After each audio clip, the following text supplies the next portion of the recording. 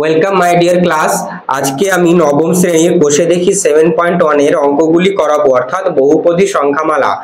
যারা এর আগের ভিডিওটি দেখোনি সেই ভিডিওটি আমি এই ভিডিও শেষে এবং ডেসক্রিপশন বক্সে দিয়ে দেবো, তোমরা দেখে নেবে, তবে এই অঙ্কগুলি বুঝতে তোমাদের সুবিধা হবে। আগের ভিডিওতে আমি পলিনোমিয়াল অর্থাৎ বহুপদী সংখ্যামালা কাকে বলে, অখণ্ড সংখ্যা কাকে বলে, চল, ধ্রুবক কোনগুলি, জিরো পলিনোমিয়াল আমি ডিটেলসে বুঝিয়েছি। অবশ্যই তোমরা প্রথমে ওই ভিডিওটি দেখবে, তারপরে এই অঙ্কগুলি বুঝবে, তাহলে সুবিধা হবে বুঝতে। দেখো, এক দাগের অঙ্কটি বলেছে যে নিচের কোন কোন ক্ষেত্রে বীজগাণিতিক সংখ্যামালাগুলি বহুপদী সংখ্যামালা লিখি। যেগুলি বহুপদী সংখ্যামালা তাদের প্রত্যেকের মাত্রা লিখি। ওকে, তাহলে দেখো বহুপদী সংখ্যামালা কাকে বলে আমি একটু আবার বুঝিয়ে দিচ্ছি। যে সকল বীজগাণিতিক সংখ্যামালার, আবারও বলছি, যে সকল বীজগাণিতিক সংখ্যামালার চলের সূচক অখণ্ড সংখ্যা, অর্থাৎ ধরো আমি একটি যে কোনো বীজগাণিতিক সংখ্যামালা লিখছি, ধরো 3x² প্লাস 2x। ওকে, ধরো এটা একটা বীজগাণিতিক সংখ্যামালা। এইবার চল কোনটা? x হলো চল, তাই তো আমরা জানি এই x গুলোকে x চল বলে। তাহলে x অর্থাৎ চলের সূচক বা চলের মাত্রা অখণ্ড সংখ্যা হবে। তাহলে চলের মাত্রা বা সূচক কত রয়েছে? 2। তাহলে 2 একটা অখণ্ড সংখ্যা। এবার অখণ্ড সংখ্যা কাকে বলে? দেখো 1 2 3, ঠিক আছে, ডট ডট n পর্যন্ত যে সংখ্যাগুলো তাদের কি বলে? 1 2 3 এই সংখ্যাগুলোকে বলে কি? স্বাভাবিক সংখ্যা। ঠিক আছে, স্বাভাবিক সংখ্যা বা ন্যাচারাল নাম্বার। এইবার এই স্বাভাবিক সংখ্যায় যদি 0 অ্যাড হয় তাহলে তাকে বলা হয় কি? অখণ্ড সংখ্যা। ঠিক আছে, অখণ্ড সংখ্যা বা হোল নাম্বার। এইবার এটা একটা বীজগাণিতিক সংখ্যামালা এবং যার চল হলো x, x এর সূচক বা মাত্রা বা পাওয়ার কত? 2। তাহলে 2টা কি? অখণ্ড সংখ্যার মধ্যে। অর্থাৎ যে সকল বীজগাণিতিক সংখ্যামালার চলের মাত্রা অখণ্ড সংখ্যা তাদের কি বলে? পলিনোমিয়াল বা বহুপদী সংখ্যামালা। ওকে, তাহলে দেখো এক দাগের অঙ্কটি কি রয়েছে? 2x to the power 6 minus 4x to the power 5 plus 7x² plus 3। তাহলে এখানে এদের কি বলেছে? যে কোনগুলি বহুপদী সংখ্যামালা। তাহলে এটা বহুপদী সংখ্যামালা, হ্যাঁ একদম, এটা বীজগাণিতিক সংখ্যামালা যার চলের সূচকটা কি বা চলের মাত্রা একটা অখণ্ড সংখ্যা 6। তাহলে এক দাগেরটা কি? বহুপদী সংখ্যামালা।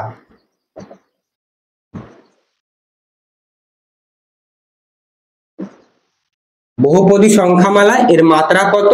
অর্থাৎ চল রয়েছে, যে চলের ঘাতটা কত, মাত্রা কত? 6। এখানে 5, এখানে 2, তাহলে সব থেকে বেশি কোনটা? 6। তাহলে মাত্রা কত? 6। বোঝা গেল? মাত্রা অর্থাৎ ঘাত বা পাওয়ার। এবার দেখো 2 দাগের অঙ্কটি। 2 দাগের অঙ্কটি দেখো, একটা নেগেটিভ ইন্টিজার্স আছে। তাহলে x টু দি পাওয়ার -2, তাহলে x টু দি পাওয়ার -2 কে আমরা লিখতে পারি 1/x²। তাই এটা ভগ্নাংশে, তাহলে ভাগের বাইরে যখন যায় তখন কি? মাইনাস হয়ে যায়। তাহলে মাইনাসটা রয়েছে, মাইনাস হলে কিন্তু সেটা অখণ্ড সংখ্যা নয়। তাহলে এই 2 দাগেরটা কি? বহুপদী সংখ্যামালা নয়, বহুপদী সংখ্যামালা নয়। ঠিক আছে, তোমরা লিখবে যে এটা বহুপদী সংখ্যামালা নয়। এবার 3 দাগেরটা দেখো, রয়েছে y³ -3/4 ইন্টু y প্লাস √7। তাহলে দেখো এখানে চল কোনটা? y, তাহলে y চল। এবার y চলের মাত্রা কত? কিউব বা 3, তাহলে এটা বহুপদী সংখ্যামালা।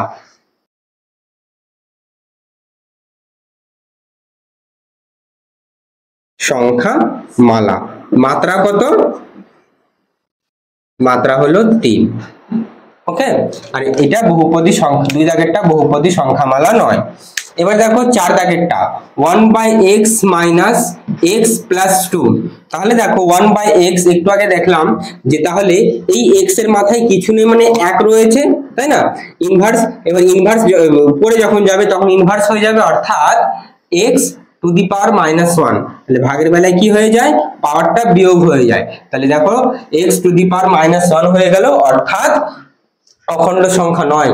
তাহলে এই বীজগাণিতিক সংখ্যামালার যে সূচকের মাত্রা রয়েছে সেটা অখণ্ড সংখ্যা নয়, অর্থাৎ 4 দাগেরটা বহুপদী সংখ্যামালা নয়। এবং 5 দাগেরটা দেখো, এরপর কেমন লাগছে তোমাদের, বুঝতে পারছো কিনা অবশ্যই কমেন্ট বক্সে জানাবে, এবং ভালো লাগলে লাইক সাবস্ক্রাইব করো। আর 5 দাগেরটা দেখো x to the power 51 minus 1, তাহলে এখানে চল কোনটা? চল হলো x, এর মাত্রা কত? 51, তাহলে এই 5 দাগেরটা বহুপদী সংখ্যামালা।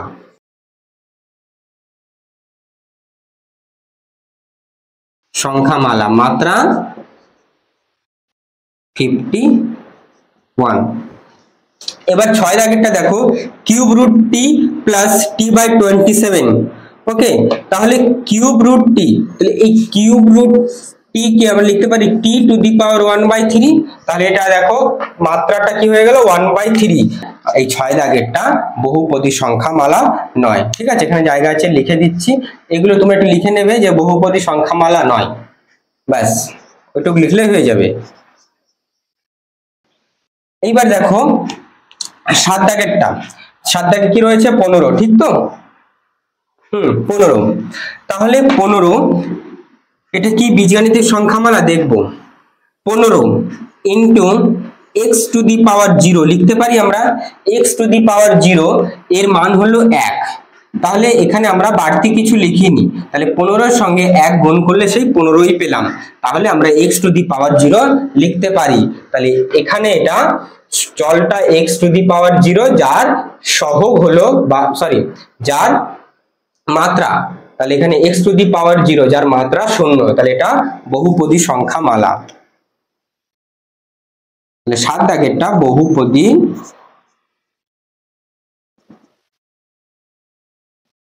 সংখ্যামালা, এর মাত্রা হলো 0।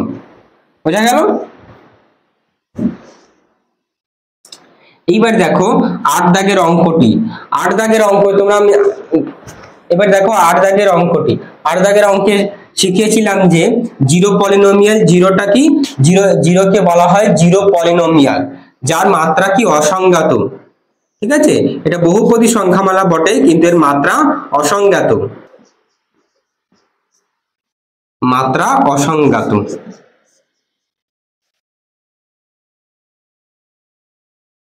এবার দেখো 9 দাগের অঙ্কটা, z প্লাস 3/z প্লাস 2, তাহলে 9 দাগের অঙ্কটা কি? এখানে চল রয়েছে z, এর মাত্রা কত? তাহলে z হলে z ইনভার্স হয়ে যাবে, তাহলে 3z টু দি পাওয়ার -1, তাহলে এখানে এই পাওয়ারটা -1 চলে এলো, তাহলে এটা কি বহুপদী সংখ্যামালা নয়। ওকে, দেখো 10 দাগের অঙ্কটা আমি নোট ডাউন করতে ভুলে গেছি। 10 দাগের অঙ্কটা y কিউব প্লাস 4 ছিল, তাই তো? হ্যাঁ, y কিউব প্লাস 4 10 দাগের অঙ্কটা। তাহলে 10 দাগের অঙ্কটায় চল কোনটা? y, তাহলে y এর মাত্রা কত? 3, তাহলে এটা বহুপদী সংখ্যামালা। ঠিক আছে, পাশে লিখছি বহুপদী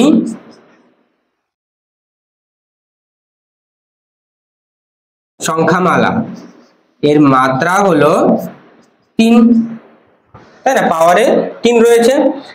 এবার দেখো 11 দাগের অঙ্কটা রয়েছে 1/√2 into x square minus √2 into x plus 2, তাহলে এখানে চলটা কোনটা? চল কিন্তু রুটের মধ্যে নেই, এক্স আর এখানে এক্স স্কোয়ার, তাহলে চলের মাত্রাটা কি? 2, অর্থাৎ এটা অখণ্ড সংখ্যা, তাহলে 11 দাগের অঙ্কটি বহুপদী সংখ্যামালা। বোঝাতে পারলাম?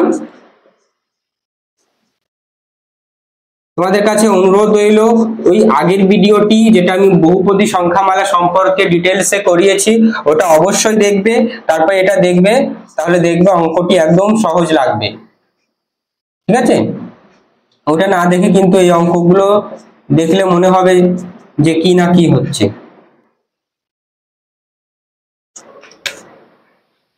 ঠিক আছে, তাহলে এই 1 দাগের অঙ্কগুলি কমপ্লিট হয়ে গেল। এবার আমরা 2 দাগের অঙ্কগুলি করব, তো নোট ডাউন করে নাও চাইলে। এগুলো তোমাদের পরীক্ষায় খুব সম্ভবত শর্ট হিসাবে, এইগুলো তোমাদের পরীক্ষায় শর্ট হিসাবে থাকবে, এমসিকিউ হিসাবেই থাকবে। দেখো এবার আমি 2 দাগের অঙ্কগুলি করাবো, বোর্ডে আমি অঙ্কগুলি নোট ডাউন করে নিয়েছি।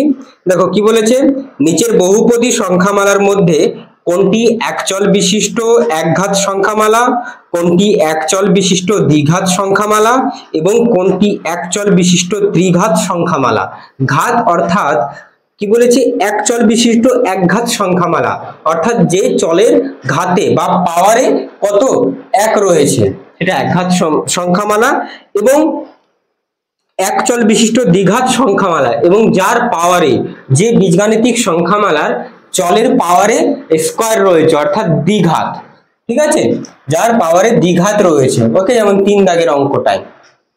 এবং ত্রিঘাত সংখ্যামালা, এক চল বিশিষ্ট ত্রিঘাত, ত্রি মানে 3, যার যেই চলের পাওয়ারে কিউব রয়েছে অর্থাৎ 3 আছে, তাকে এক চল বিশিষ্ট ত্রিঘাত সংখ্যামালা বলবো।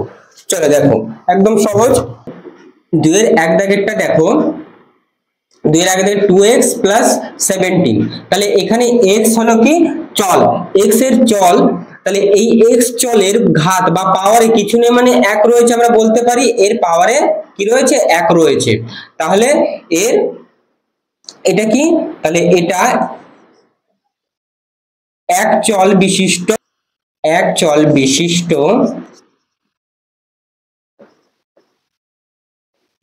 একঘাত সংখ্যামালা। তাহলে এক চল একটা রয়েছে x, এবং ঘাত কোনটা 1 রয়েছে 1। এবার 2 দাগের অঙ্কটা দেখো, x cube plus x square plus x plus 1, তাহলে এই 2 দাগেরটা কি x কিউব, তাহলে এর সর্বোচ্চ ঘাত কত কিউব অর্থাৎ 3, তাহলে এটা ত্রিঘাত হলো, চল কটা একটাই রয়েছে, মানে x 3 জায়গায় লেখা রয়েছে কিন্তু চল একটাই রয়েছে। যেমন এখানে দেখো 3 দাগের অঙ্কটায় x ও আছে এবং y ও আছে, দুটো চল আছে, তাহলে এখানে একটি চল, তাহলে লিখবো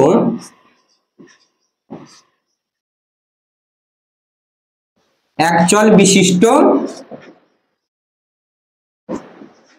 ত্রিঘাত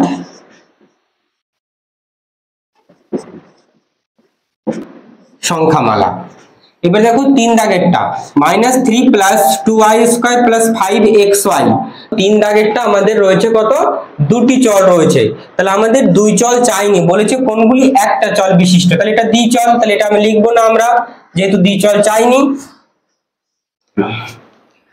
তাহলে এবার 4 দাগের অঙ্কটি দেখো, 5 - x - x কিউব, তাহলে এখানে চল একটা এবং ঘাত কিউব রয়েছে, তাহলে এক চল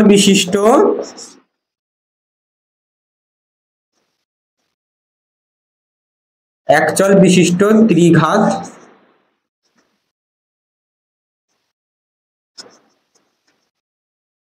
সংখ্যামালা।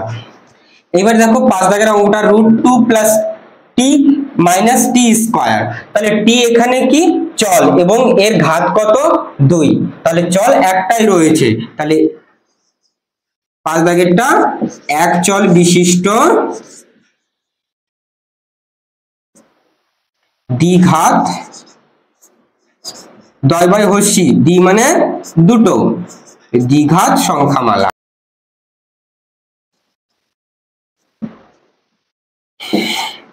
এবার দেখো 6 দাগের অঙ্কটা, √5 * x, এটা এক চল বিশিষ্ট একঘাত সংখ্যামালা, এক চল বিশিষ্ট একঘাত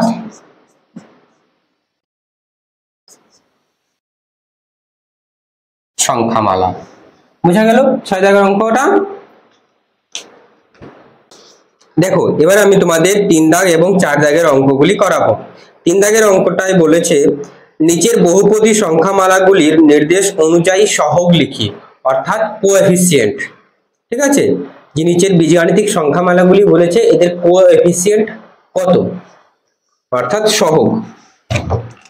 দেখো 1 দাগের অঙ্কটায় x কিউবের সহগ চাইছে, তাহলে x কিউব এখানে আছে অর্থাৎ x⁻³ এর সহগ এর সঙ্গে অর্থাৎ আগে কত রয়েছে 5, তাহলে এখানে x কিউবের সহগ 5। বুঝা গেল?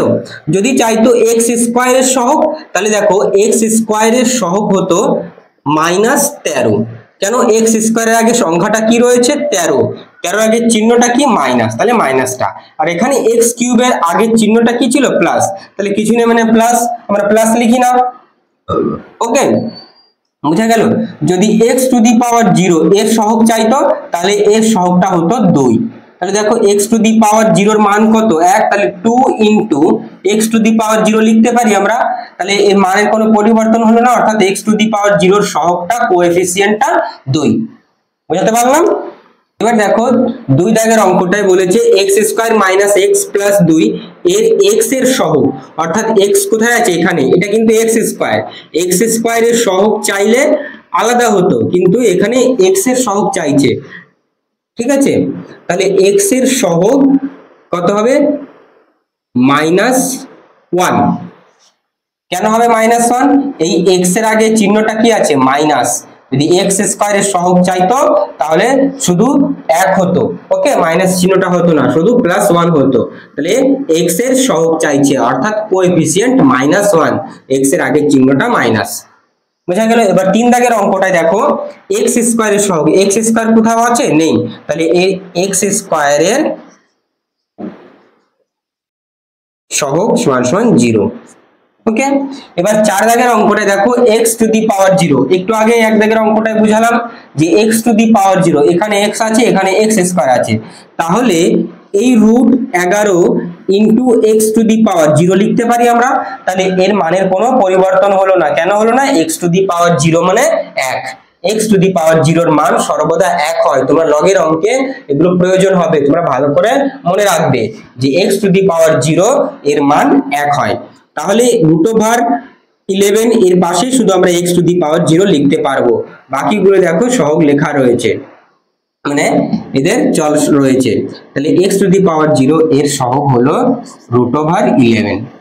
ওকে, এবার দেখো 4 এর অঙ্কগুলিতে কি বলেছে যে আমি নিচের বহুপদী সংখ্যামালাগুলির প্রত্যেকটির মাত্রা লিখি, অর্থাৎ ঘাতটা কত।